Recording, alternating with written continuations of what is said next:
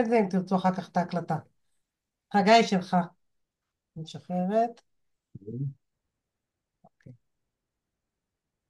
טוב, שלום לכולם.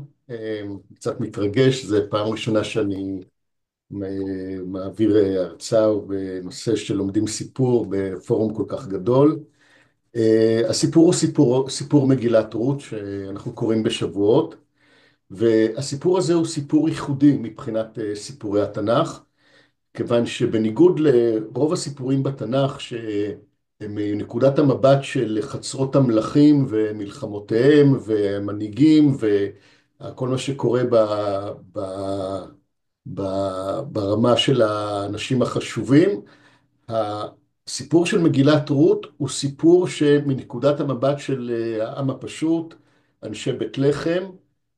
התקופה היא תקופת השופטים, סוף תקופת השופטים, מבחינת אם מי שרוצה לשים את זה על ציר ההיסטוריה, אנחנו מדברים על 3,100 שנה לפני הספירה, סליחה, 1,100 שנה לפני הספירה, קצת יותר מ3,000 שנה מהיום, 1,100 לפני הספירה, זה התאריך, והסיפור עצמו הוא מתחלק, אם אפשר להשוות אותו למחזה, להצגה, יש 4 מערכות, זה מתבטא ב4 פרקים של הסיפור, ואנחנו נקרא ביחד את הטקסט. הטקסט הוא הטקסט התנ"כי, אנחנו נקרא, נסביר ונביא כל מיני השוואות כדי שנוכל להבין את הרקע, ורוב הטקסט של המגילה נמצא, יש חלקים מסוימים שדילגתי ואפשר לראות, יהיה בטקסט 3 נקודות כדי שאנחנו באמת נספיק את הכל, והמטרה היא לעבור על הסיפור המרכזי. אז נתחיל. פרק א', המערכה הראשונה. ויהי בימי שפוט השופטים, ויהי רעב בארץ, וילך איש מבית לחם יהודה לגור בשדה מואב, הוא ואשתו ושתי בניו, ושם האיש אלימלך, ושם אשתו נעמי, ושם שתי בניו מחלון וכיליון אפרתים מבית לחם יהודה. אפרתים זה אומר הם גרים במקום שנקרא אפרתה, שנמצא בבית לחם יהודה. האפרתים זה בעצם כינוי למקום שמהם הם באים. ויבואו שדה מואב והיו שם, זאת אומרת משפחה, בגלל בעיה של רעב, מחליטה לעבור מבית לחם יהודה, משפחה יהודית כמובן, לגור בשדה מואב. וימת, ואז מתחילים לקרות כל מיני דברים. וימת אלימלך איש נעמי, ותישאר יהיו שתי בניה. וישאו להם נשים מואביות, שם האחת עורפה ושם השנית רות, וישבו שם כ10 שנים. וימותו גם שניהם מחלון וכיליון, ותישאר האישה משני ילדיה ומאישה. רק נעיר פה, יש במושג בסיפורים שנותנים לאנשים שם ספרותי, זאת אומרת זה כנראה לא השם האמיתי שלהם, לא נראה שמישהו יקרא לבנים שלו מחלון וכיליון, אלא זה שם ספרותי שבא להעיד על מה שקורה לו בסיפור. אותו דבר עורפה וכנראה גם נעמי. לגבי רות זה שאלה, אם תרצו נדבר על זה לקראת הסוף, אם הם מדובר בשם ספרותי או לא, אבל זה הסיבה שאנחנו רואים כאלה שמות. ואז אחרי ששני הבנים מתים, מחלון וכיליון, ותקם היא וכלותיה, ואנחנו בפסוק ו', ותשב משדה מואב, כי שמעה בשדה מואב, כי פקד השם את עמו, לתת להם לחם. הרי הם עזבו בגלל הרעב, עכשיו הרעב נגמר, אפשר לחזור חזרה.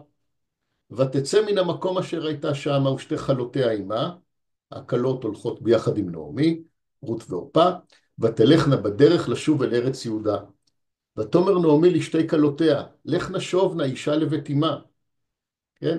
היא מנסה לשכנע אותם, לא הבאת פה את כל הטקסט, אבל היא מנסה לשכנע אותם לחזור, לא לבוא איתה לבית לחם, אין שם שום דבר שיכול להיות לכם טוב. ותאמרנה לה כי איתך נשוב לעמך, הם כן רוצים ללכת איתה. ותאמר נעמי שובנה בנותיי למה תלכנה עמי, ועוד כמה סדרות של שכנוע, ובסופו של דבר מה קורה? ותשק עורפה לחמותה, ורות דבקה בה. עורפה באמת אה, חוזרת למואב, אבל רות לא מוותרת. ותאמר, נעמי אומרת לרות, הנה שבה יבימתך אל עמה ואל אלוהיה, שובי אחרי יבימתך.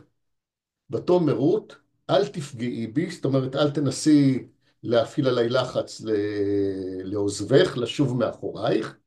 ואז היא אומרת את המשפט המאוד מאוד מפורסם, כי אל אשר תלכי אלך, ובאשר תליני אלין, עמך עמי ואלוהיך אלוהי, ובאשר תמותי אמות, ושם אקבר, כה יעשה השם לי וכה יוסיף, כי המוות יפריד ביני ובינך.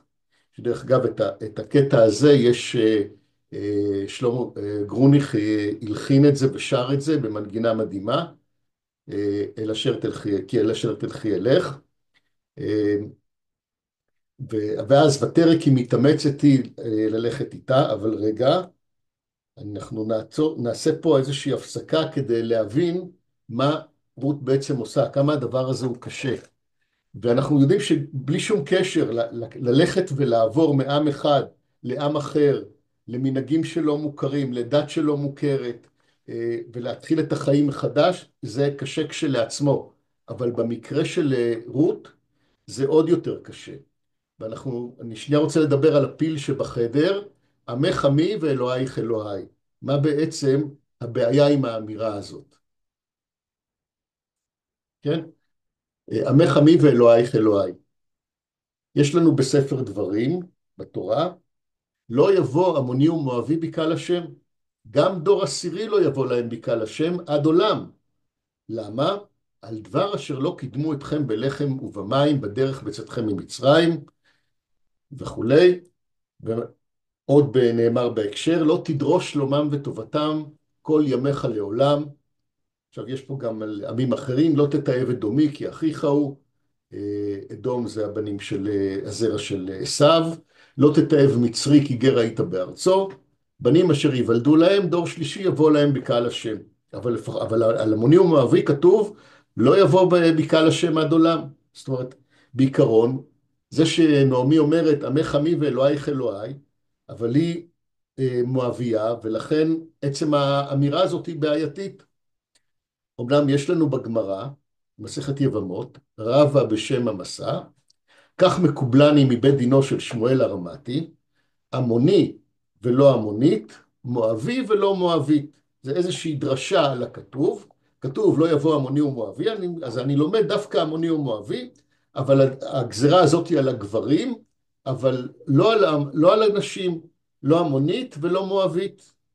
ואז בעצם רות כן יכולה להיות חלק מהעם היהודי.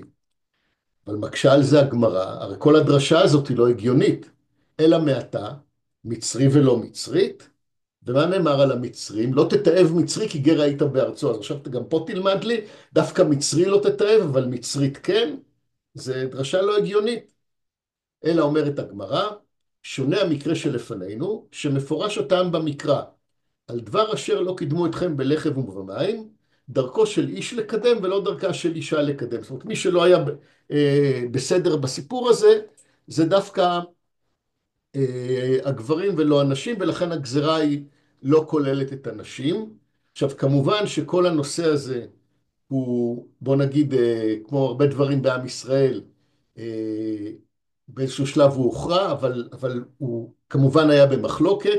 היו כאלה שקיבלו את הדרשה הזאת, היו כאלה שלא קיבלו את הדרשה הזאת, והדבר הזה מכניס עוד יותר את רות שרוצה להצטרף לעם ישראל, ביחד עם נעמי, את הבעיה, כי חלק מהציבור לפחות התנגד לעצם הדבר הזה, ואנחנו נוכל לראות בהמשך הסיפור לאיזה מפלגה שייכים כל מיני אנשים שנפגוש לאורך הדרך. יש כאלה שיקבלו, ובאמת בוא נקרא להם המפלגה של מואבי ולא מואבית, והמפלגה השנייה, יש אלה שלא מקבלים את הדרשה הזאת, הם מפלגה שלא תדרוש שלומם וטובתם. אנחנו נראה את זה בהמשך ונחזור לסיפור. כן? אנחנו בפסוק י"ט, ותלכנה שתיהם עד בואנה בית לחם, ויהי כבואנה בית לחם ותהום כל העיר עליהם. ותאמרנה, הזאת נעמי? ותאמר עליהם, אל תקראנה לי נעמי, קראנה לי מרה. ברגע שנעמי חוזרת, אז יש רעש גדול, נעמי חזרה, אנחנו זוכרים שהיא יצאה ביחד עם כל המשפחה, אז היא אומרת להם, אל תקראנה לי נעמי, קראנה לי מרה, כי אמר שדי לי מאוד, אני מלאה הלכתי, ורקם השיבני השם. והפרק נגמר, ותשוב נעמי ורות המואביה כלתה עמה, השבה משדה מואב, והמה באו בית לחם בתחילת קציר שעורים. עכשיו פה אנחנו רואים ממש יחידה של סיפור, סיפור שמתחיל, וילך איש מבית לחם יהודה לגור בשדה מואב, הוא ואשתו ושני בניו, כן? ונגמר בותשוב נעמי, בלי בעלה, בלי שתי בנים, כן? ורק רות המואביה כלתה עמה, שבה משדה מואב, והמה באו בית לחם. סיפור שמתחיל ביציאה מבית לחם, ונגמר בחזרה מבית לחם, והתקופה היא תחילת קציר שעורים, שזה כבר נותן לנו את הפתיח לפרק הבא. ואנחנו מגיעים למערכה השנייה, פרק ב', ולנעמי מודה לאישה. מודה זה קרוב משפחה, לאישה, לבעלה, לאלימלך, איש גיבור חיל ממשפחת אלימלך. עכשיו, האמירה הזאת זה אמירה לנו הקוראים, כרגע אין לזה שום השפעה על הסיפור, אבל זה בעצם נותן למי שלומד את הסיפור, זה כי אוקיי, אנחנו בעצם נמצאים במצב עד עכשיו הוא מצב מאוד מאוד טרגי, אבל יש פה כיוון של פתרון, המצב יכול להשתפר, והפתרון הוא בדמות איש גיבור חיל ממשפחת אלימלך ושמו בועז. כן, זה מידע למי שקורא את הסיפור. עכשיו הסיפור ממשיך, ותאמר רות המואביה אל נעמי, אלכה נא השדה והלקתה בשיבולים. ותאמר לה, לכי ביתי. כן, אנחנו זוכרים שאמרנו שהימים הם תחילת קציר שעורים, ורות אומרת, אני רוצה ללכת לשדה ללקט בשיבולים. ונעמי אומרת לה, בסדר, תלכי. עכשיו, מה זה אלכה נא השדה והלקתה בשיבולים? מה היא הולכת לעשות? אז בואו נראה, אלכה נא השדה והלקתה בשיבולים, שוב פעם, בתורה בספר ויקרא, יש לנו ציווי, ובקוצרכם את קציר ארצכם לא תכלה פאת שדך, בקוצרך ולקט קצירך לא תלקט, לעני ולגר תעזוב אותם, אני השם אלוהיכם.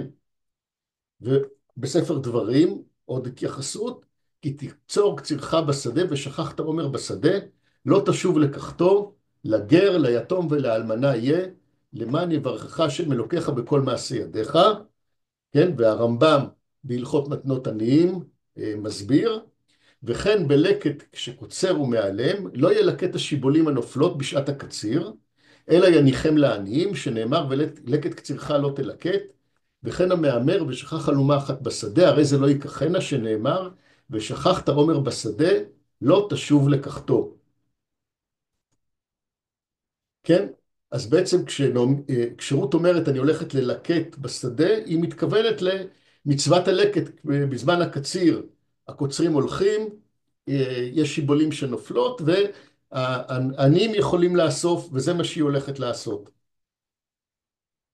ותלך ותבוא ותלקט בשדה אחרי הקוצרים. ויקר מקריה, כן? במה שאומרים היום, במקרה. לאיזה שדה היא הלכה? לחלקת השדה לבועז, אותו בועז שאנחנו הזכרנו אותו בהתחלה, אשר ממשפחת אלימלך. היא לא ידעה שזה השדה שלו, במקרה היא הגיעה לשם. והנה בועז בא מבית לחם, ויאמר לקוצרים, השם עמכם, ויאמרו לו, יברכך השם. אני רוצה שנייה לעצור פה, ולדבר על האמירות האלה. אמרנו שבעצם המגילה פותחת לנו פתח לראות איך היו נראים החיים הרגילים, לא החיים הסוערים של חצרות המלכים, אלא החיים של העם, ותוך כדי כך איך הם היו מדברים. אז אנחנו יודעים היום שכששני אנשים נפגשים, השיחה הנימוסית שהם מקיימים זה How do you do? Fine, thank you. או בתרגום לעברית, מה שלומך? טוב, תודה. פה אנחנו רואים שלפחות לפני 3,100 שנה בערך, אמרו דברים אחרים. שני אנשים היו נפגשים, אז אחד היה אומר לשני, השם עמך, והוא היה עונה לו, יברכך השם. אני רוצה לספר כשהתחילה חזרת עם ישראל לארצו, אחרי 2000 שנות גלות ותחיית השפה העברית, היו כאלה שרצו לקחת מפה את המנהג הזה ולהגיד בוא ננהיג כששני אנשים נפגשים, זה הדו-שיח שהם מקיימים, לא How do you do fine thank you, אלא השם עמך יברכך השם. כמובן הרעיון הזה לא צלח, הוא באיזשהו מקום נשאר בטקסים רשמיים של בני עקיבא, אבל זה עוד משהו שאפשר ללמוד דרך אגב מהתיאורים של מגילת רות. ובואו נמשיך בסיפור. ויאמר בועז לנערו, למי הנערה הזאת? הוא פתאום רואה נערה לא מוכרת בשדה, הוא לא זיהה אותה. ויען הנער ויאמר, נערה מואביה היא, השבה עם נעמי משדה מואב. ותבוא ותעמוד מאז הבוקר ועד עתה, זה שבתה בית מעט. בעצם מה הוא אומר? זאת הנערה המואביה הזאת שחזרה עם נעמי משדה מואב, היא נמצאת פה מהבוקר והיא לא הצליחה לאסוף יותר מדי. אוקיי, ולמה לא עזרת לה ולמה לא ניסית זה? אז דיברנו קודם שאנשים שהיו חילוקי דעות איך להתייחס לרות המואביה, אז כנראה שהנער שייך למפלגה של לא תדרוש שלומם וטובתם. ולכן לא כל כך אכפת לו, גם קורא לה נערה המואביה, כן? לא, לא מקבל את העובדה שהיא עכשיו הפכה להיות חלק מעם ישראל. אבל בועז יש לו התייחסות אחרת לגמרי. ויאמר בועז אל רות, הלא שמעת ביתי, אל תלכי ללקוט בשדה אחר, וגם לא תעבורי מזה, וכה תדבקין עם נערותיי, והלכת אחריהם, הלא ציוויתי את הנערים לבלתי נוגעך, וצמית והלך אל הכלים. אם תהי צמאה, אז תלכי לכלים, ושתית מאשר יישבון הנערים. בעצם הוא נותן לה המון המון כבוד ומסדר שיתייחסו אליה בכבוד ושיהיה לה מקום. ומה התגובה שלה? ותיפול על פניה ותשתחו ארצה ותאמר אליו, מדוע מצאתי חן בעיניך להכירני ואנוכי נוכריה?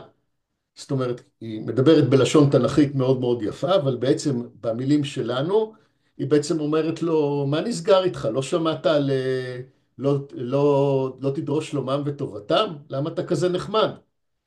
ויען בועז ויאמר לה, הוגד לי כל אשר עשית את חמותך, אחרי מות אישך, ותעזבי אביך ואימך בארץ מולדתך, ותלכי אל עם אשר לא ידעת מול שלשום, ישלם השם פועלך ותהי משכורתך שלמה מעם השם אלוהי ישראל, אשר באת לחסות תחת כנפיו. זאת אומרת, ההתייחסות של בועז היא לגמרי חיובי, הוא מכיר במאמץ הגדול ובהקרבה הגדולה שנדרשה מרות כדי לעשות את הצעד הזה, וכדי לעשות חסד עם החמותה, עם נעמי, והוא מאוד מאוד מעריך את זה. כן, ולכן, והוא אומר, זה הסיבה שאני מנסה לעזור לך. והוא ממשיך, ויאמר לה בועז לעת האוכל, קשי אלום, ואכלת מן הלחם, וטבלת פיתך בחומץ, ותשב מצד הקוצרים, ויצבות לכלי ותאכל. רק בוא נסביר טכני מה זה ויצבות לכלי ותאכל.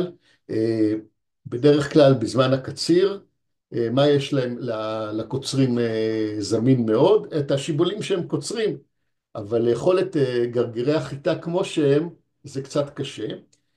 הדרך הכי מהירה לקחת את שיבולי החיטה ולהפוך את הגרגירים למשהו אכיל, זה להעביר את השיבולים באש, בצורה כזאת הקש נשרף, והגרעיני החיטה או השעורה נהיים קריספים כאלה ואפשר לאכול אותם.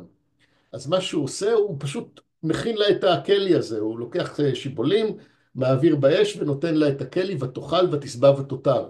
המעשה הזה שהוא כבעל השדה עושה לה כזה כבוד שהוא מכין לה בעצמו את הכלי, הוא כמובן מראה לכולם שגם הם צריכים להתייחס אליה בכבוד מאוד גדול. אז ותשבע ותותר ותקום ללקט, ויצב בועז את נעריו לאמור, גם בין העומרים תלקט ולא תכלימוה, וגם שול תשולו לה מן הצוותים, ועזבתם וליקטה, ולא תיגרו בה. ותלקט בשדה עד הערב, ותחבוט את אשר ליקטה. מה זה ותחבוט? כשיש לי כמות קטנה של שיבולים, אז ואני רוצה לקחת מהם את הגרגרי החיטה או השעורה, אז אנחנו חובטים את השיבולים, ואז הגרגרים נפרדות, ואז אפשר לאסוף את הגרגרים ולקחת אותם. אז היא תחבוט את אשר ליקטה, והיא כאפה שעורים, כמות די מכובדת, ותיסע ותבוא העיר. ותרא חמותה את אשר ליקטה, ותאמר לחמותה, איפה ליקטת היום ואנה עשית? יהי מכירך ברוך. ותגד לחמותה את אשר עשתה עמו, ותאמר, שם האיש אשר עשיתי עמו היום בועז. ותאמר נעמי לכלתה, ברוך הוא להשם אשר לא עזב חסדו את החיים ואת המתים. ותאמר לנעמי, קרוב לנו האיש מגואלנו. אנחנו נתייחס בהמשך מה זה המגואלנו, אנחנו נדבר על זה בהמשך. ותאמר רות המואביה, גם כי אמר אליי עם הנערים אשר לי תדבקין, עד אם כילו את כל הקציר אשר לי. ותאמר נעמי אל רות כלתה, טוב ביתי כי תצאי עם נערותיו, ולא יפגעו בך בשדה אחר.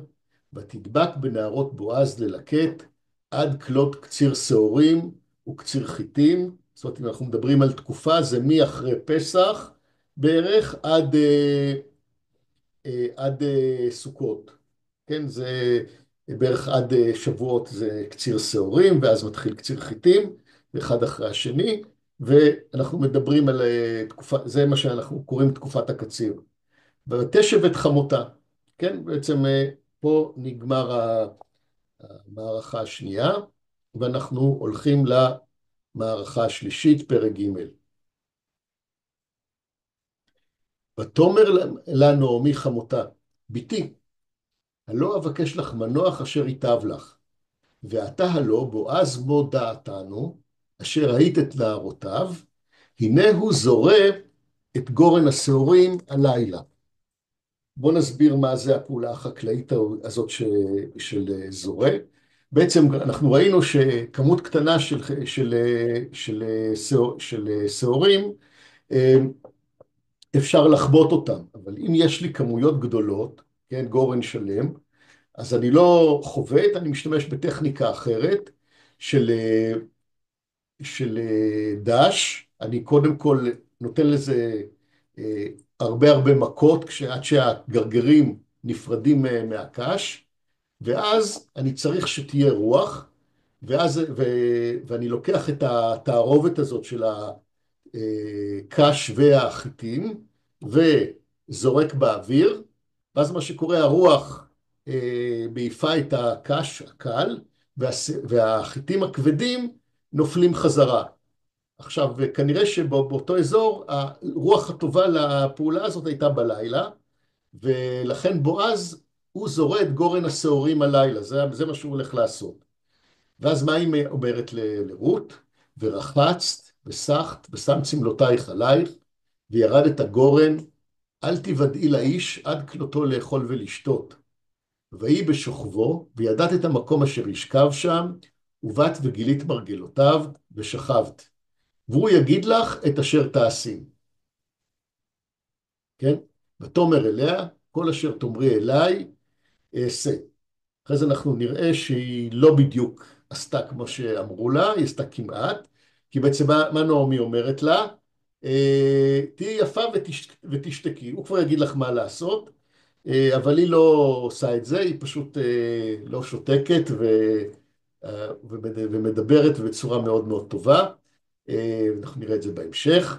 ותרד הגורן ותעש ככל אשר ציוותה חמותה, ויאכל בועז וישת, ויטב ליבו, ויבוא לשכב בקצה הערימה, ותבוא בלט, ותגל מרכלותיו, ותשכב.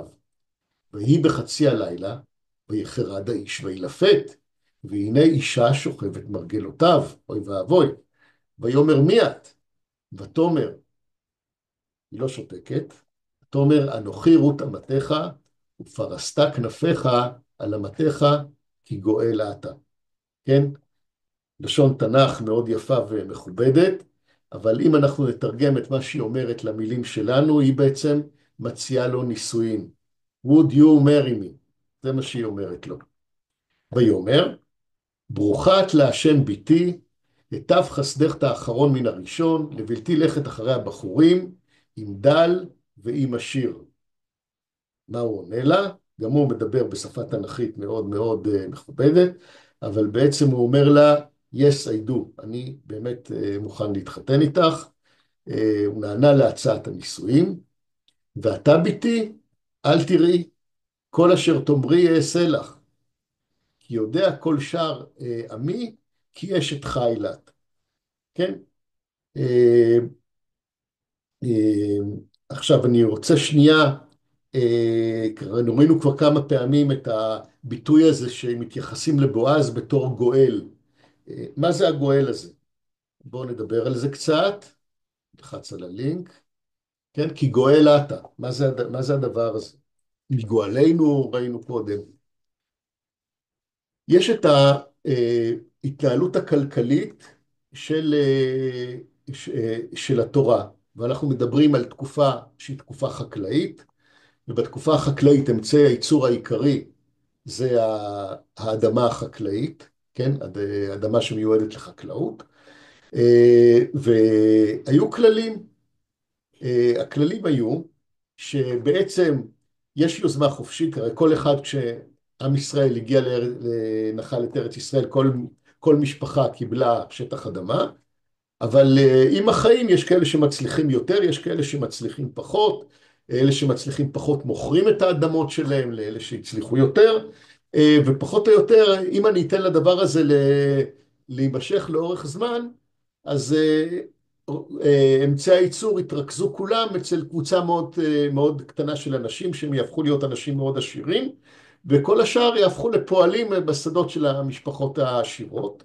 כדי שזה לא יקרה, אז התורה קובעת שכל המשחק הכלכלי הוא מתרחש למשך 50 שנה, ופעם ב-50 שנה, כשמגיעה שנת היובל, כן, תשובו, בעצם האדמות, כל הקרקעות חוזרות אל הבעלים המקורי שלהם, ובעצם הדבר הזה מבטיח שמצד אחד כן יש שכר ליוזמה ולאנשים שהם יותר מוכשרים, הם יכולים במשך 50 שנה לעבוד ולפרוח, אבל פעם ב-50 שנה אני מחלק את אמצעי הייצור העיקרי שזה הקרקע מחדש, כדי שגם עם אנשים שההורים שלהם לא הצליחו, זה לא אומר שהם לא יוכלו לקבל הזדמנות, כן?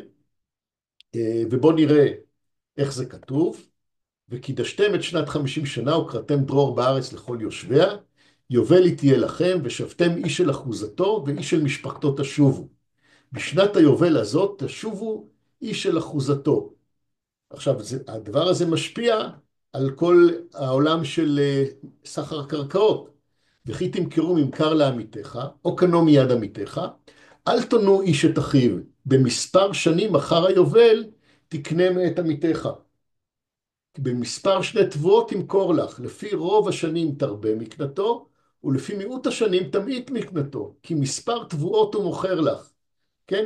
תדעו לכם, אנחנו כשקונים קרקע, בעצם לא קונים את הקרקע, צריך לעשות חישוב כמה שנים נשארו עד שנת היובל, כי בשנת היובל הקרקע חוזרת לבעלים המקורי, אז אני בעצם מוכר לך רק את הזכות להשתמש בקרקע עד שנת היובל, והמחיר צריך להיות בהתאם, כן?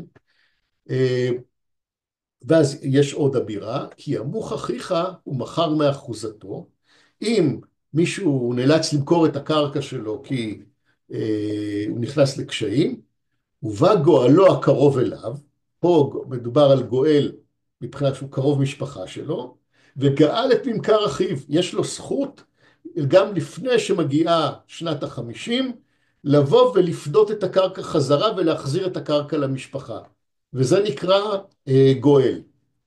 עכשיו, יש הלכה אחרת, כי ישבו אחים יחדיו ומת אחד מהם, ובן אין לו, לא תהיה אשת המת החוצה לאיש זר, יבמה יבוא עליו ולקחה לו לאישה וידמה, והיה בכור אשר תלד, יקום על שם אחיו המת, לא ימחה שמו מישראל. כן? ואם לא יחפוץ האיש לקחת את יבמתו, ועלתה יבמתו השרה אל הזקנים, ואמרה מעין יבמי להקים לאחיו שם בישראל, וניגשה יבמתו אליו לעיני הזקנים, וחלצה נעלו מעל רגלו, וירקה בפניו, וענתה ואמרה, ככה יעשה לאיש אשר לא יבנה את בית אחיו.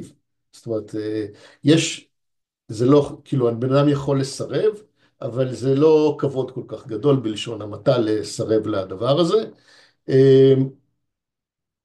אבל אנחנו רואים, עכשיו מה שאנחנו נראה שאלה ההלכות, זה כאילו הלכות שהן לא קשורות אחת לשנייה, אבל המנהג קישר אותם, ואנחנו נראה שהיה מנהג שמי שקרוב שבא לגאול את ממכר אחיו, אם האחיו גם מת והשאיר אחריו אלמנה בלי ילדים, הוא גם צריך לשאת את אשת המת, כדי שלא יימחה שמו שם המת מישראל, ובעצם הדבר הזה, למרות שזה לא מה שכתוב בתורה, בתורה רק האח צריך לייבם, לא קרוב משפחה אחר שגואל את ממכר אחיו לא חייב, אבל המנהג איכשהו חיבר בין שתי המצוות האלה, ואנחנו נראה, ושוב פעם, שהמנהג הזה בעצם חזק מאוד.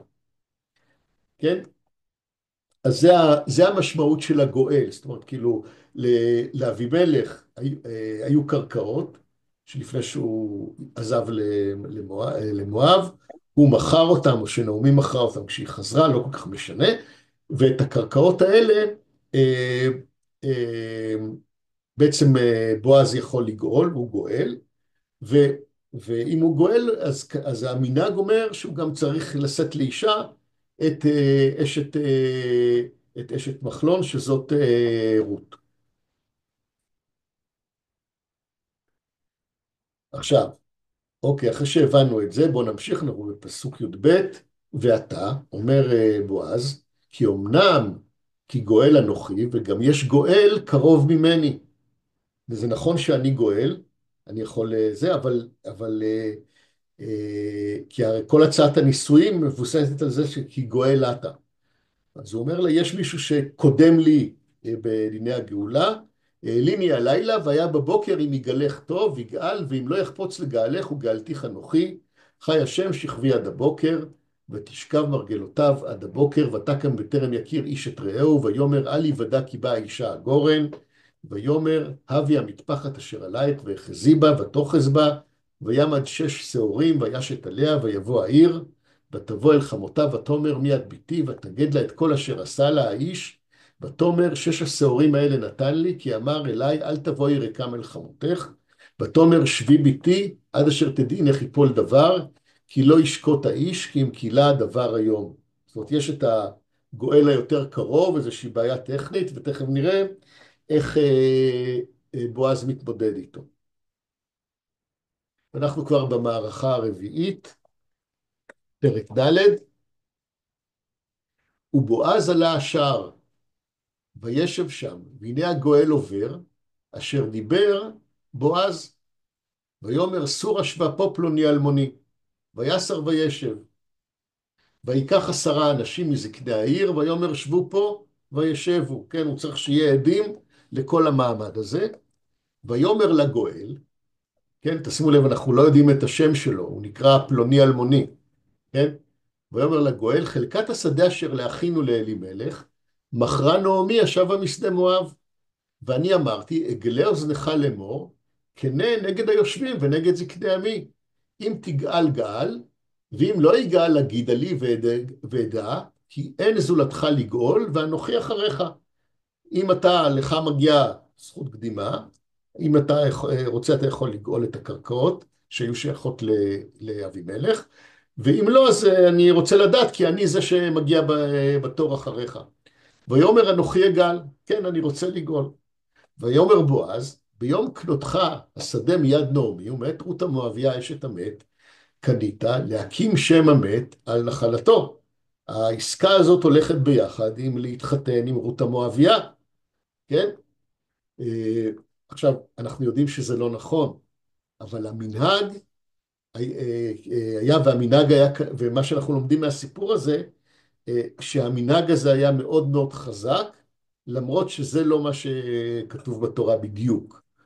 כן, רק אח צריך לייבם, גואל לא קשור אליו, אבל המנהג פה אנחנו לומדים מהסיפור שהיה מאוד מאוד חזק. ויאמר הגואל, לא אוכל לגאול לי, פן אשחית את נחלתי. ואנחנו זוכרים את מה שאנחנו דיברנו בהתחלה, שאנחנו נזהה לאיזה מפלגה הוא שייך, רואים לנו מפלגה של אה, מואבי ולא מואבי, ולא מואביה, או שהוא שייך למפלגה שלא תדרוש שלומם וטובתם. אז כנראה שהוא שייך למפלגה של לא תדרוש שלומם וטובתם, הוא חושש להתחתן עם רות המואביה, כי אולי היא לא יכולה להיות חלק בעם ישראל, ואז הוא ישחית את נחלתו, כן? ואז מה הוא אומר? לא אוכל לגאול לי, פן אשחית את נחלתי, גאה לך אתה את גאולתי, כי לא אוכל לגאול. ויאמר הגואל לבועז, קנה לך וישלוף נעלו, ויאמר בועז לזקנים וכל העם, עדים אתם היום, כי קניתי את כל אשר לאלימלך, ואת כל אשר לחיליון ומחלון מיד נעמי, וגם את רות המואביה אשת מחלון קניתי לי לאישה, להקים שם המת על נחלתו, ולא יכרת שם המת מימיכיו ומשאר מקומו, עדים אתם היום.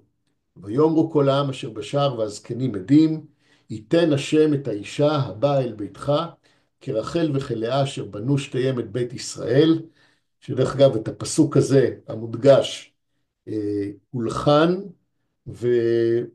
ושרים אותו היום, מאוד מקובל לשיר אותו בחתונות, יש לזה מנגינה, יש לי בסוף המצגת, יש לינק, מי שירצה, דרך אגב, כל מי שירצה את המצגת יכול לשלוח לי מייל, אני אשלח לו את המצגת במייל חוזר. ויש שם לינק, זה הולחן וזה שיר חתונה ידוע. עשה חיל באפרתה, כן? עשה חיל באפרתה, הוקרא שם בבית לחם, אמרנו שאפרתה זה איזשהו מקום בתוך בית לחם, ואז הם מוסיפים לברכה משהו מאוד מאוד מוזר, והיא ביתך כבית פרץ, אשר ילדה תמר ליהודה. מן הזרע אשר ייתן השם לך מן הנערה הזאת. עכשיו, יהי ביתך כבית פרץ אשר ילדה תמר ליהודה, הם מזכירים איזשהו סיפור שקורה אם אנחנו נמצאים,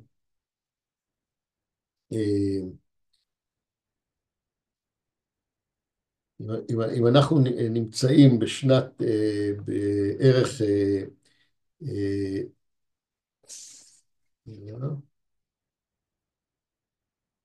בשנת 1100 לפני הספירה, אז בעצם יש לנו פה אירוע שקורה 400 שנה לפני זה, ב-1500 לפני הספירה, בתקופת האבות, בספר בראשית, סיפור עם יהודה ותמר, תכף נראה אותו, ומברכים אותו, יהי ביתך כבית פרץ אשר ילדה תמר ליהודה.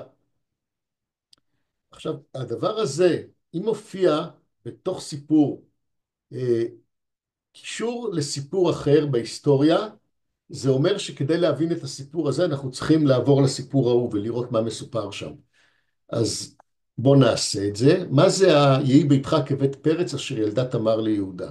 בוא נראה מה הסיפור. סיפור בספר בראשית.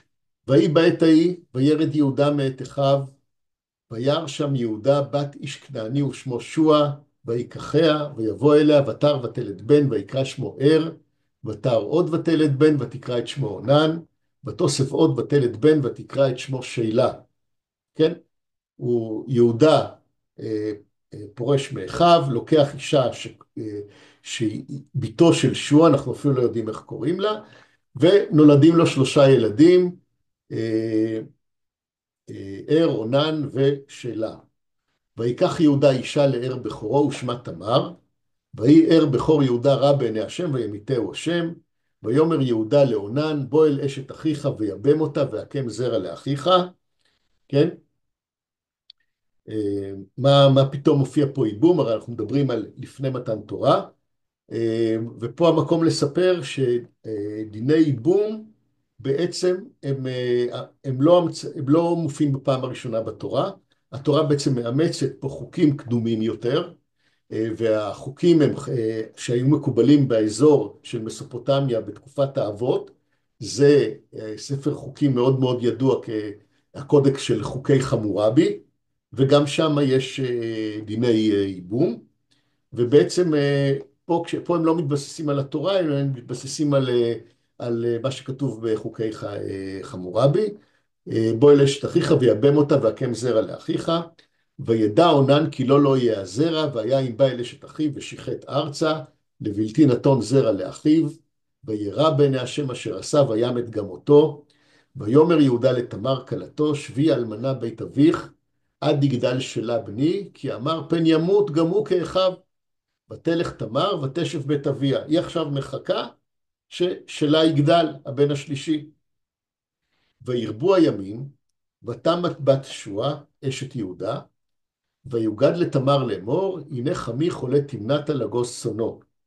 ותסר בגדי אלמנותה מעליה, ותכס בצעיף ותתעלף, ותשב בפתח עיניים, אשר על דרך תמנתה, כי ראתה כי גדל שלה, והיא לא ניתנה לו לאישה. ויראה היהודה, אבל הוא לא מזהה אותה, כי הפנים שלה מכוסות, ויחשביה לזונה, כי כיסתה פניה. ויית אליה אל הדרך, ויאמר, הבה נא אבוא אלייך, כי לא ידע כי כלתו היא. ותאמר, מה תיתן לי כי תבוא אליי?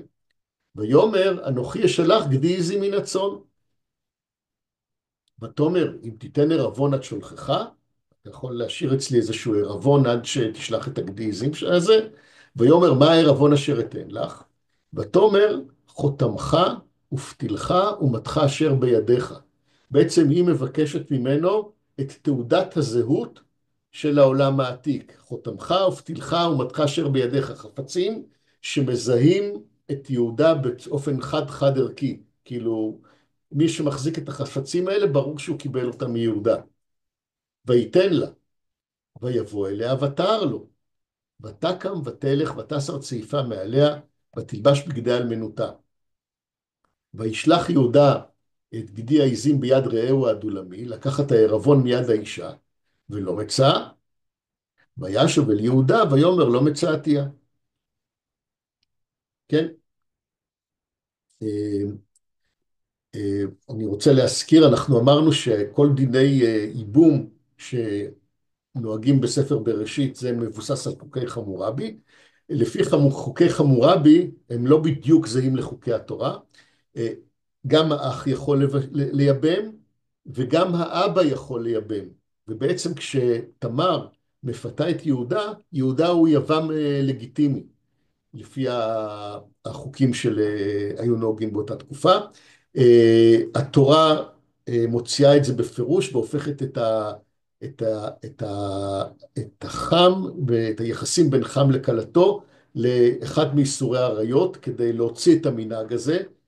ולפי התורה האבא לא יכול לייבם, רק האח, אבל באותה תקופה התורה עוד לא ניתנה, ובעצם מה שהיה להם זה את החוקים של מה שלפי חוקי חמורבי, ובעצם כשתמר מפתה את יהודה הוא בעצם יבם לגיטימי, כאילו, ו, ו, וזה מה שהיא עושה.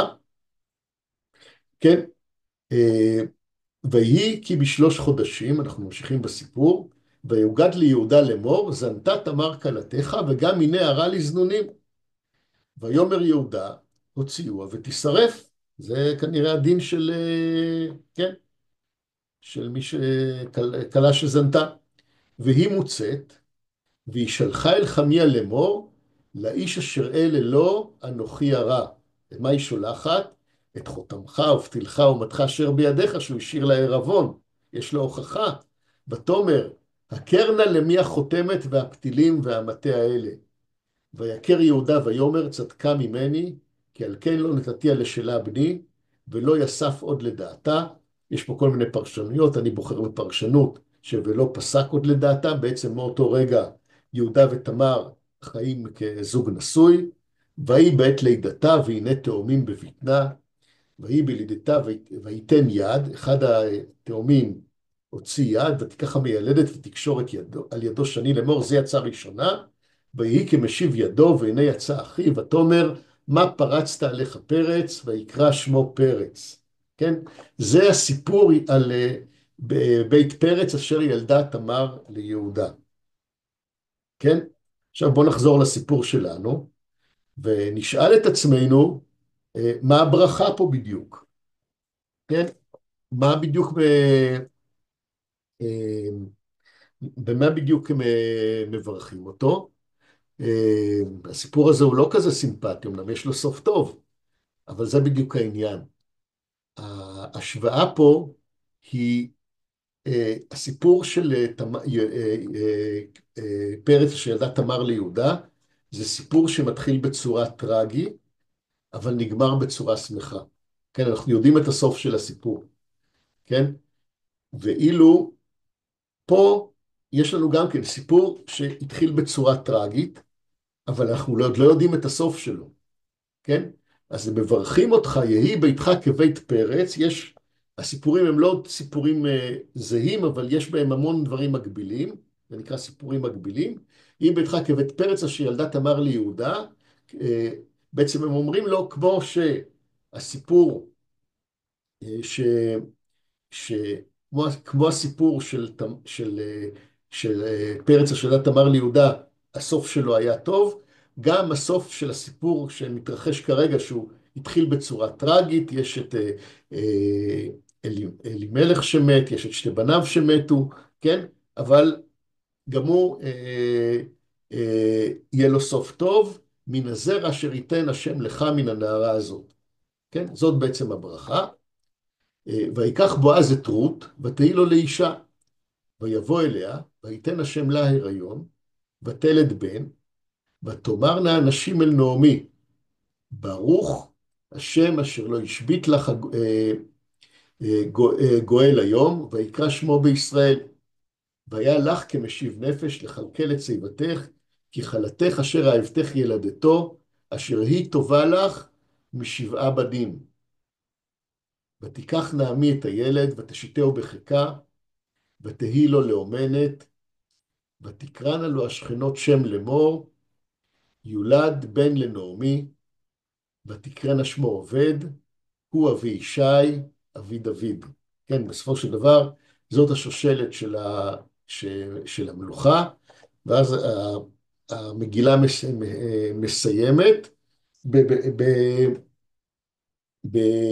בסדר הדורות. ואלה תולדות פרץ. פרץ הוליד את חצרון, וחצרון הוליד את רם, ורם הוליד את עמינדב, ועמינדב הוליד את נחשון, ונחשון הוליד את סלמה, וסלמון הוליד את בועז, ובועז הוליד את עובד, ועובד הוליד את ישי, וישי הוליד את דוד. וזאת בעצם הסיום של השושלת. אז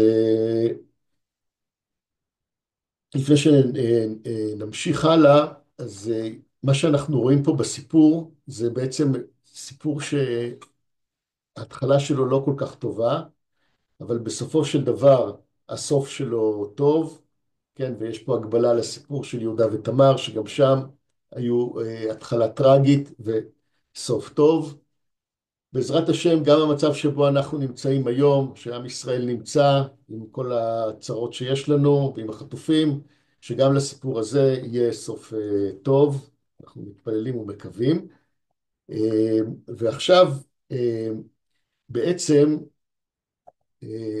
כל הרצאה טובה היום מקובל להכניס קצת, לדבר על הנושא של AI, גם עכשיו, גם בסיפור הזה, גם בהרצאה הזאת. אני רוצה להראות, אני לקחתי את המצגת, כמו שאתם ראיתם אותה, עם הקטעים של ההשלמות, וחשפתי את זה בנוטבוק LM, וזה מה שקיבלתי.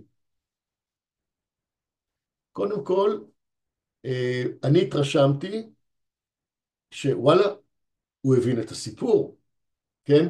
עד כמה שאפשר להגיד את דבר כזה מוזר, כי אנחנו יודעים שהוא לא באמת הבין את הסיפור, אבל הרושם שהוא יצר בכל הזה, בכל התגובות שלו, שהוא באמת, שהוא מבין את הסיפור, ממש. וזה, לפי דעתי זה מאוד מרשים. הנה למשל, כשהוא עשה את הסיכום, ובסוף הסיכום הוא בעצם הכניס סעיף שנקרא נושאים ורעיונות מרכזיים במגילה.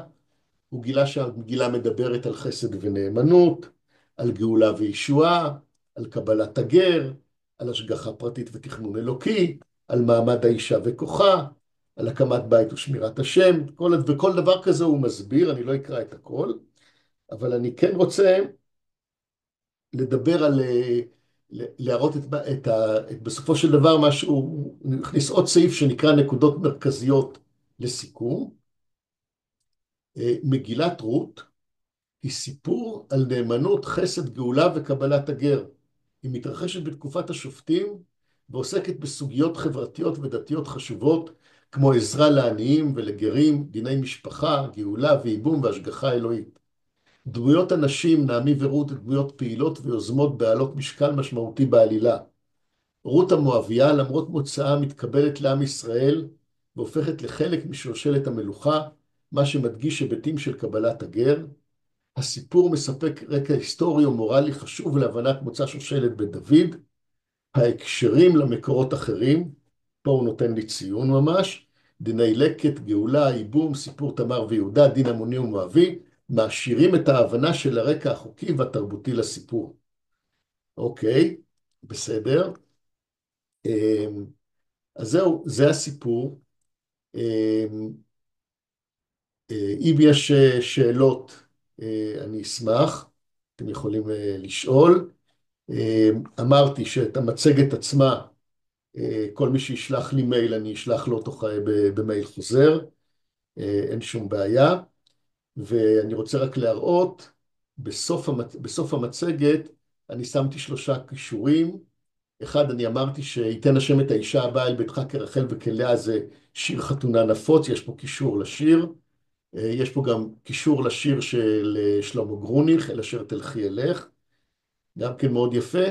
ופה יש לי בעצם הפנייה לכל הסקירה. אתם יודעים שהנוטבוק אלם גם יוצר פוסטקאסט על סמך התוכן, כל מי שזה מעניין אותו יכול לראות. לכתוב את זהו, המייל שלך בבקשה? אני עובד בבנק, תחפשו יהודה חגי אקרמן במייל תודה. הפנימי, בסדר? תודה. אוקיי, אז זהו, אז פה אני בעצם סיימתי, ואני אשמח אם למישהו יש שאלה או הערה או תגובה או משהו, אתם מוזמנים. חגי, קודם כל תודה רבה, היה באמת מאוד מעניין. רק ככה הערה, הרבה פעמים חוקי הייבום או דיני הייבום נתפסים בעולם המודרני כשוביניסטים, וזה יפה לראות שאם מבינים את חוקי הייבום בעולם העתיק, שבו לצערנו, אבל ככה זה היה, האישה שאין לה בעל וילדים היא בעצם חסרת כל וחסרת ישועה, אז בעצם חוקי הייבום אפשר להבין אותה כדינים שמאוד דואגים לאישה ולמעמדה וליכולת החיים שלה בעולם העתיק. אז זה ככה פן מאוד מאוד יפה של היהדות, שלפעמים תופסים אותה כמשהו מאוד דרך אגב, שוביניסטי. אני רוצה להעיר על זה, ההבדל בין חוקי הייבום, התורה עשתה 2 שינויים מחוקי הייבום כמו שהם מופיעים בחוקי חמורבי.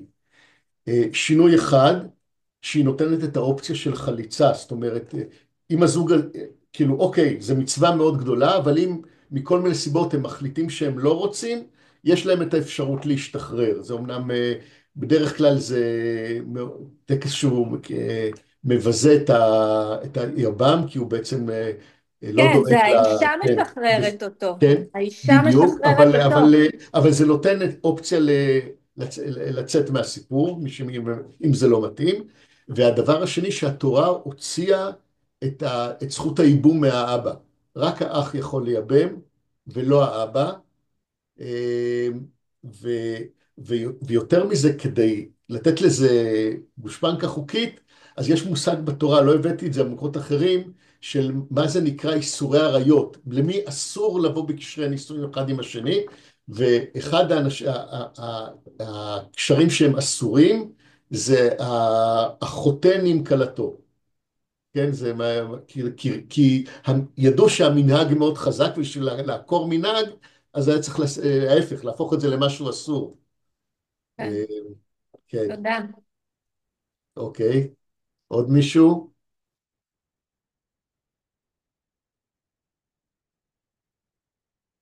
אוקיי, אז תודה רבה לכולכם.